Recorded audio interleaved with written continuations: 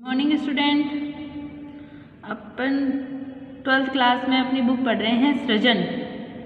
और सृजन बुक के अपने 15 चैप्टर पूरा हो गया तौलिया तक। पिछला अपना चैप्टर था तौलिया, वो पूरा हो गया। अब अपन पढ़ रहे हैं 16 चैप्टर ममता। तो पहले अपन पढ़ते हैं कि जयशंकर प्रसाद की ये जो रचना है 1889 में इनका जन्म हुआ था और 1937 में जयशंकर प्रसाद का मृत्यु हो गई थी। जयशंकर प्रसाद बहुमुखी प्रतिभा के धनी। जयशंकर प्रसाद का जन्म वाराणसी के एक प्रतिष्ठित परिवार में हुआ। बचपन में ही इनके पिता के निधन से जो पारिवारिक उत्तरदायित्व का बोझ था वो इनके कंधों पर आ गया और मात्र 8वीं तक की औपचारिक शिक्षा प्राप्त करने के बाद स्वाध्याय मतलब स्वयं के अध्ययन से उन्होंने संस्कृत, पाली, हिंदी, उर्दू व अंग्रेजी भाषाओं का तथा साहित्य का विशद ज्ञान प्राप्त किया, यानी स्वाध्याय से। प्रसाद की जो रचनाएं हैं वो भारत के गौरवमय इतिहास व संस्कृति से अनुप्रमाणित है। कामायनी उनका सर्वाधिक लोकप्रिय महाकाव्य है। उन्होंने आनंदवाद की नई संकल्पना समरता का संदेश निहित है। प्रेम, समर्पण, कर्तव्य एवं बलिदान की भावना से ओतप्रोत उनकी कहानियां पाठक को अभिभूत कर देती है। उनकी प्रमुख रचनाएं हैं झरना, आंसू, लहर, कामायनी, प्रेम पथिक, स्कंदगुप्त, चंद्रगुप्त, ध्रुव स्वामिनी, जन्मेजय का नाग यज्ञ, राज्यश्री, अजातशत्रु, विशाख, एक घूंट, कामना, करुणालय, कल्याणी परिणय, अग्निमित्र, प्रायश्चित, सज्जन, छाया, प्रतिध्वनि, आकाशदीप, आंधी, इंद्रजाल और कहानियां तथा कंकाल, तितली और इरावती, ये 3 इनके महत्वपूर्ण उपन्यास हैं। प्रस्तुत पुस्तक में संकलित कहानी ममता अपने कर्तव्य पथ से मुंह न मोड़ने वाली एक ऐसी स्त्री की कहानी है जिसने युद्ध में हारे हुए हुमायूं को अपने घर में शरण देकर उसकी जान बचाई। हुमायूं उसका घर बनवाकर उपकार का ऋण चुकाना चाहता था। बरसों बाद अकबर के आदेश से एक अश्वारोही उस स्थान की सुध लेता है। ममता उस मुगल अश्वारोही को वह स्थान सौंपकर अपना देह त्याग कर अनंत यात्रा पर चली जाती है। वहाँ एक अष्टकोण आकर्षक मंदिर बनवाया जाता है और उसके शिलालेख पर लिखा जाता है कि सातों देश के नरेश हुमायूं ने एक दिन यहाँ विश्राम किया था। उनके पुत्र अकबर उनकी स्मृति में एक गगनचुंबी मंदिर बनवाते हैं, मगर ममता का कहीं कोई नाम नहीं था। तो यहाँ एक कहानी अपन पढ़ रहे हैं ममता। यहाँ इसके त्याग और इसकी ममता की कहानी बताई गई है। अब देखो चैप्टर पढ़ते हैं अपन। रोहताश दुर्ग के, रोहताश का दुर्ग है, उसके प्रकोष्ठ में बैठी, यानी उसके एक प्रकोष्ठ का मतलब जो महलों के यूं झरोके जो होते हैं उनको कहते हैं प्रकोष्ठ। तो उसमें बैठी युवती ममता, उसका नाम क्या है? ममता, शोण के तीक्ष्ण गंभीर प्रवाह को देख रही है। धूप के तीक्ष्ण रूप को वो देख रही है। ममता विधवा थी। उसका यौवन शोण के समान ही उमड़ रहा था। मन में वेदना, मस्तक में आंधी, आंखों में पानी की बरसात, यानी उसके मन में बहुत दुख थे और उसकी मस्तिष्क में विचारों की आंधी चल रही थी और आंखों में आंसू की बरसात निकल रही थी। वह सुख के कंटक शयन में विकल थी। सुख के कंटक, कंटक यानी कांटे, शयन यानी बिस्तर में दुखी थी। वह रोहताश दुर्गपति, रोहताश के जो दुर्गपति थे, उन दुर्गपति का जो मंत्री था चूड़ामणि, उनकी वो अकेली पुत्री थी। दुहिता यानी पुत्री। उसके लिए कुछ भी अभाव होना संभव था, यानी उसके लिए कुछ भी अभाव नहीं था। वो मंत्री की पुत्री थी तो अभाव में नहीं थी, लेकिन फिर भी जीवन में सब कुछ ही अभाव था, यानी सुख का अभाव था। वह विधवा थी, यह दुख उसके लिए बहुत बड़ा था।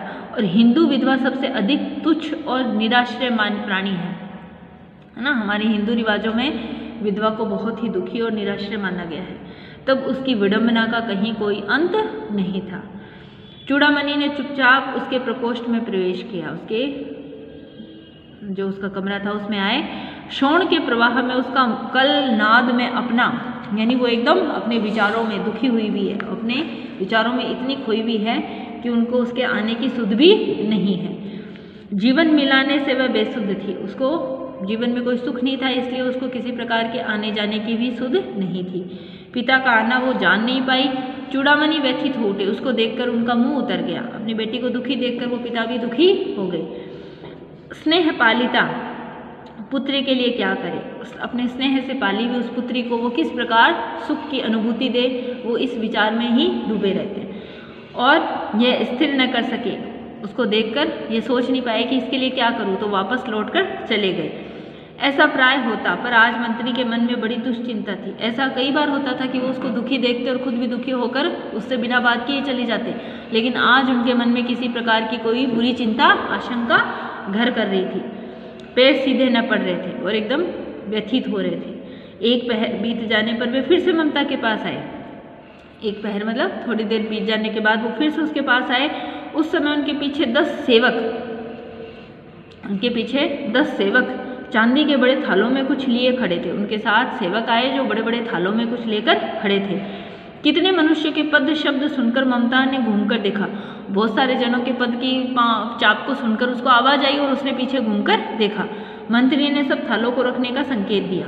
इशारे से सेवकों ने सब थाल वहां रख दिए और वो रखकर चले गए। ममता ने पूछा, यह क्या है पिताजी? तेरे लिए बेटी उपहार है, कहकर चूड़ामणि उसका आवरण उलट दिया। स्वर्ण का पीलापन उस सुनहरी संध्या में विकर्ण होने लगा और ममता चौंक उठी। यानी सोने चांदी से भरे हुए तो एकदम चारों तरफ उनकी सुंदरता को देखकर वो एकदम चौंक पड़ी। इतना स्वर्ण कहाँ से आया? वो अपने पिताजी से प्रश्न करती है कि इतना सोना कहाँ से आया? चुप रहो ममता, यह तुम्हारे लिए है।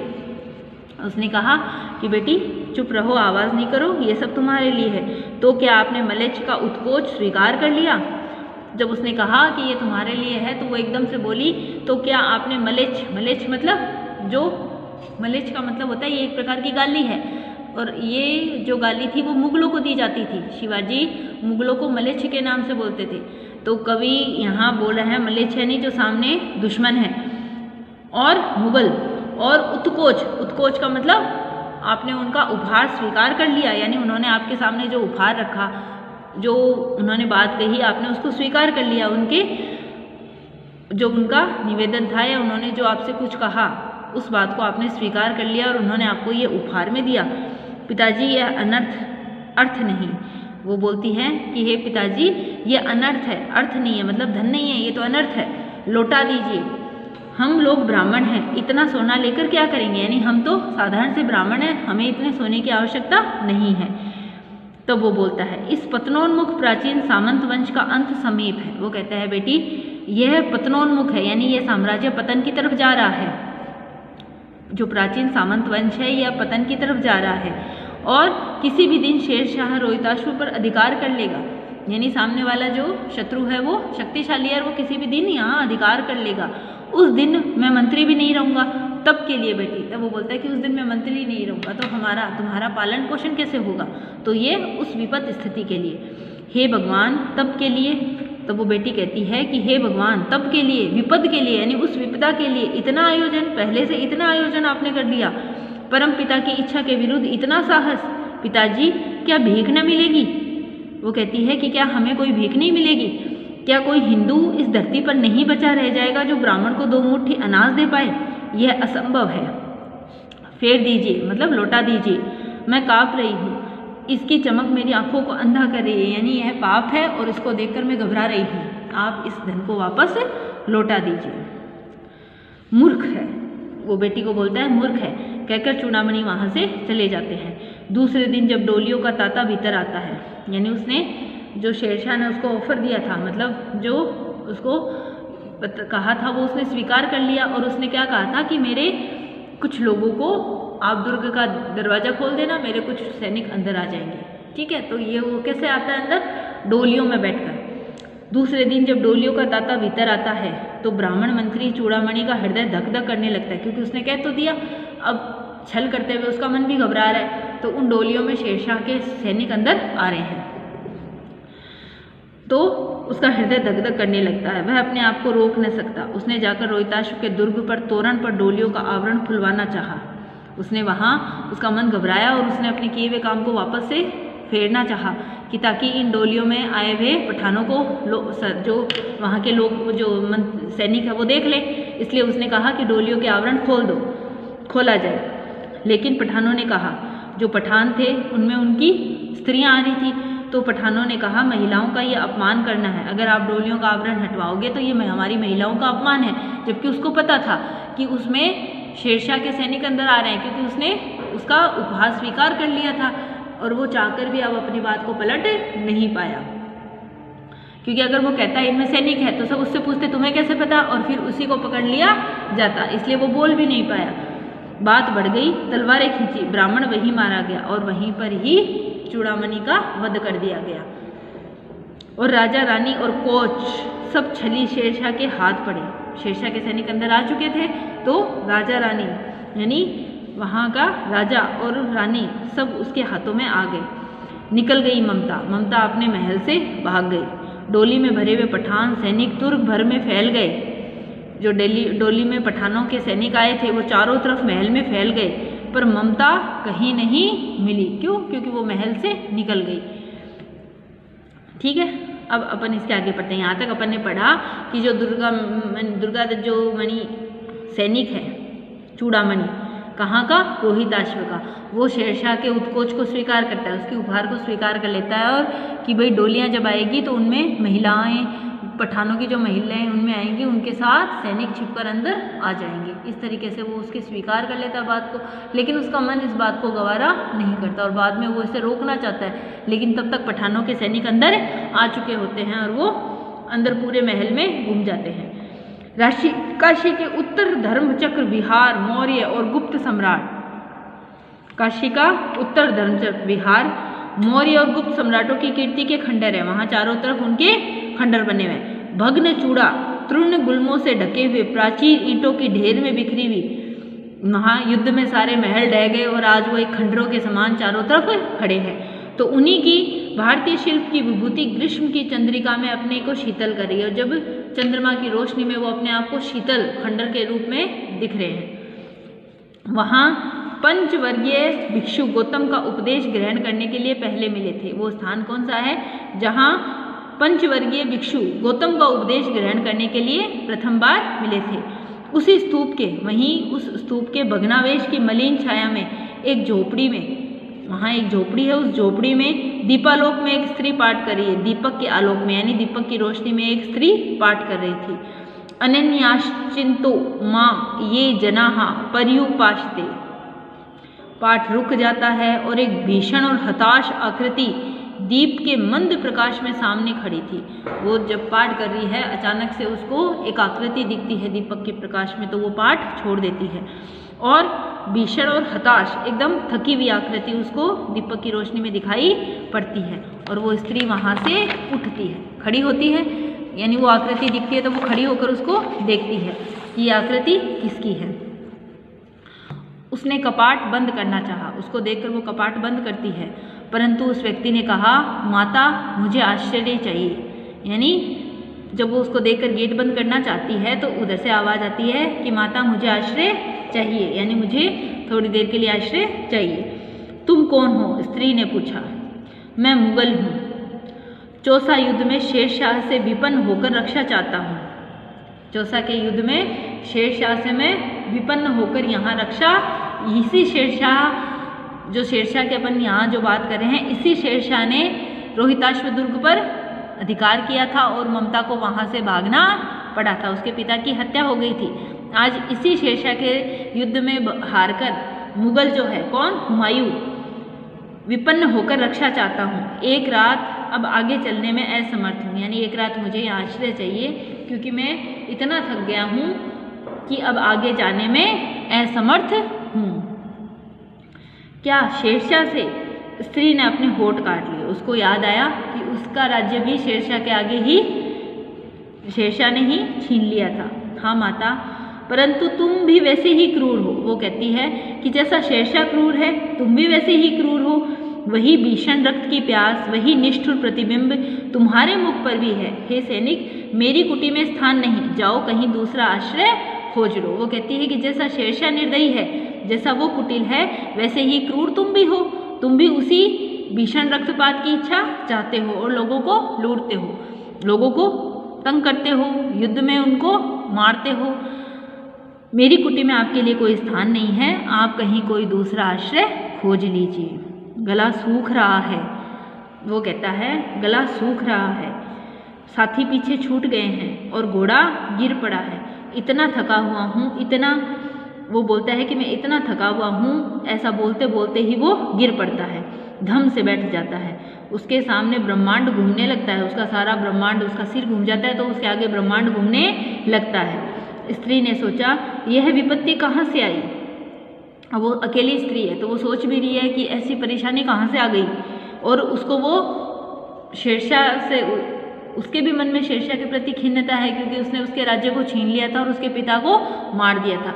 लेकिन वो ये मानती है कि युद्ध तो एक क्रूर का स्थान है, तो वो ये मानती है कि ये भी एक क्रूर ही है क्योंकि मुगल साम्राज्य में भी ऐसी क्रूरता है। तो वो ये मानती है कि युद्ध करने वाले सभी क्रूर ही होते हैं क्योंकि वो निरीह जनता के बारे में कुछ नहीं सोचते।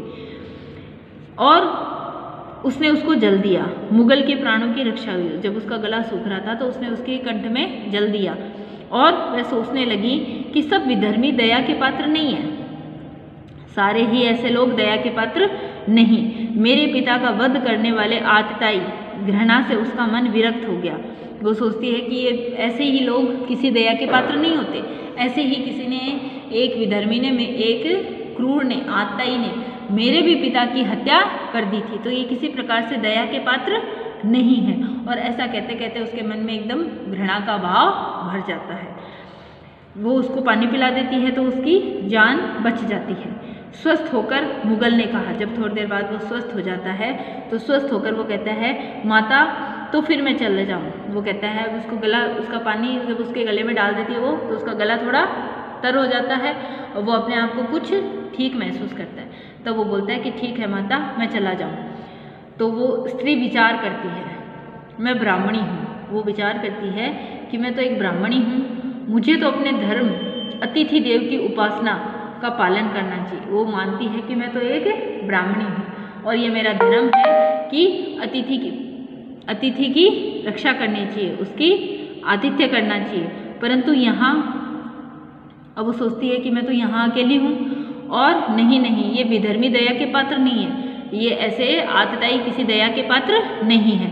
परंतु ये दया तो नहीं है, वो बोलती है ये दया तो नहीं, कर्तव्य है। वो कहती है कि ये किस प्रकार की दया है, ये कोई दया नहीं है, ये तो मेरा कर्तव्य है कि कोई थका हुआ हताश व्यक्ति मेरे द्वार पर आया है तो मैं उसके प्राणों की रक्षा करूं और उसको स्थान दूं, आश्रय दूं। तो ये विचार उसके मन में आता है तो वो अपने अतिथि धर्म का पालन करने के लिए कहती है कि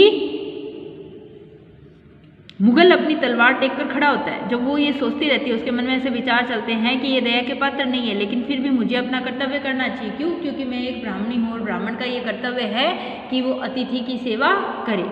तो वो ऐसा सोच ही रही है, इतने में मुगल अपनी तलवार टेक कर खड़ा होता है। वो धीरे धीरे अपनी तलवार को टेक कर खड़ा होता है। ममता ने कहा, क्या आश्चर्य है कि तुम भी छल करो। वो कहती है कि कोई बात नहीं, मैं तुम्हें आश्रय तो दूँ, लेकिन क्या पता तुम भी छल करो, इसमें कोई आश्चर्य नहीं है क्योंकि तुम सब आतताई हो।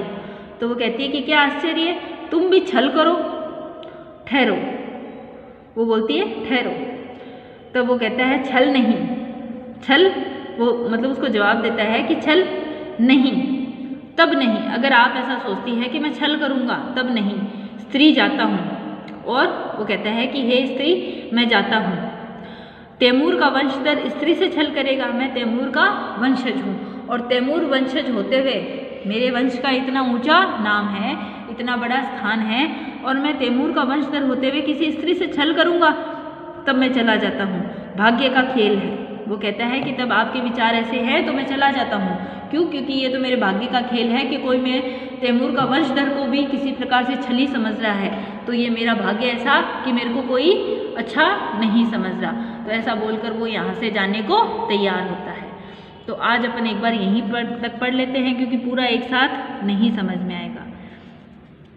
ठीक है।